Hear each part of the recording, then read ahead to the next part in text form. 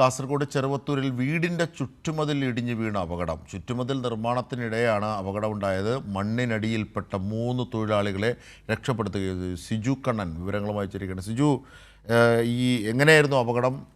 എത്ര പേർക്കാണ് പരിക്ക്? എന്തൊക്കെയാണ് വിവരങ്ങൾ?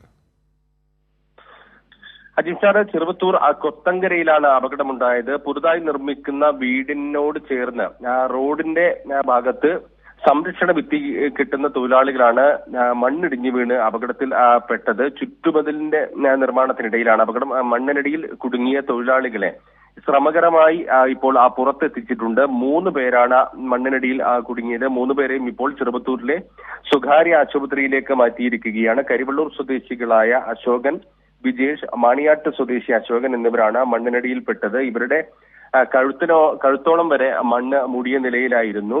ചീമേനി, നടക്കാവ് എന്നിവിടങ്ങളിൽ നിന്നുള്ള അഗ്നിരക്ഷാ സേനാംഗങ്ങളും നാട്ടുകാരുമാണ് രക്ഷാപ്രവർത്തനം നടത്തിയത്. അതോടൊപ്പം തന്നെ ഇവർക്കൊപ്പമുള്ള തൊഴിലാളികളും ആദ്യഘട്ടത്തിൽ രക്ഷാപ്രവർത്തനത്തിന് നേതൃത്വം നൽകി. പൊതാവൂരിലെ കൃഷ്ണൻ എന്നയാൾ കൊത്തങ്കരയിൽ നിർമ്മിക്കുന്ന വീടിനോട് ചേർന്ന് സംരക്ഷണ ഭിത്തി കിട്ടുമ്പോഴാണ് അപകടമുണ്ടായത്. ഉച്ചയ്ക്ക് 12:30 കൂടിയാണ് അപകടമുണ്ടായത്. ഇവർ ഈ സംരക്ഷണ ഭിത്തിയുടെ താഴെ ഭാഗത്ത് കല്ല് കെട്ടുകയായിരുന്നു.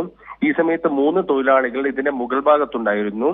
രവി, കുമാരൻ, റൂബി എന്നിവർ. ഇവരും മണ്ണിടിഞ്ഞപ്പോൾ നേരെ താഴേക്ക് വീണെങ്കിലും അവർക്ക് കാര്യമായ പരിക്കില്ല. ഈ തൊഴിലാളികളും മറ്റു തൊഴിൽ ചെയ്തുകൊണ്ടിരുന്ന മറ്റ് 4 പേരും ചേർന്ന് ആദ്യഘട്ടത്തിൽ രക്ഷാപ്രവർത്തനം നടത്തി. തുടർന്ന് നാട്ടുകാരെ ഉൾപ്പെടെ വിവരമറിയിച്ച് അഗ്നിരക്ഷാ സേനാംഗങ്ങളും സ്ഥലത്തെത്തി ഇവരെ രക്ഷപ്പെടുത്തുകയായിരുന്നു. ഇപ്പോൾ 3 പേരും പരിക്കുകളോടെ ചെറുവത്തൂരിലെ സ്വകാര്യ ആശുപത്രിയിൽ ചികിത്സയിലാണ്. മറ്റേതെങ്കിലും ആശുപത്രിയിലേക്ക് ഇവരെ മാറ്റണം എന്നുൾപ്പെടെയുള്ള കാര്യത്തിൽ നിലവിൽ വ്യക്തത വന്നിട്ടില്ല. ഡോക്ടർമാർ ഇവരെ വിശദമായി പരിശോധിച്ചു വരികയാണ്. അജിംഷാദ്. ശരി, സിജു കണ്ണനാണ് വിവരങ്ങൾ, വിശദാംശങ്ങൾ നൽകി.